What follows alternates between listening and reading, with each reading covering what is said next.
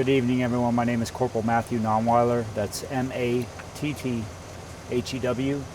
Nonweiler, and I'm a member representative of the Austin Police Department Public Information Office.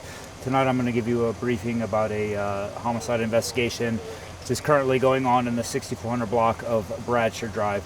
At approximately 10:13 p.m., Austin 911 received a phone call regarding a shoot-stab hotshot, again in the 6400 block of Bradshaw Drive.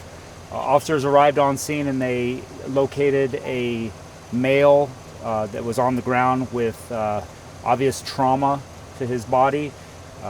Life-saving measures were attempted. Unfortunately, they were unsuccessful, and that male was pronounced deceased at the scene. Homicide detectives are currently on scene conducting an investigation. Witnesses have been identified, and the detectives, of course, are going to be speaking to them. This is an ongoing investigation, so if anyone out there has any information, we encourage them to contact the APD tip line. That's 512-974-TIPS or 8477. This is currently being investigated as Austin's 10th homicide of the year. No suspect has been detained right now, but we do not have any reason to believe that this is anything but an isolated incident with no threat to the public at large. So I can take any questions that any of you may have at this time. Just clarification, so it didn't happen inside a house, it happened outside in a yard or a street? I don't have that information right now, and again, it's really early in the investigation. We wouldn't want to release any details that would compromise our investigation or eventual prosecution should a suspect be identified and apprehended. Any other questions? Is there any indication, I guess, what signs point towards the fact that this is a homicide rather than some other form of suspicious death?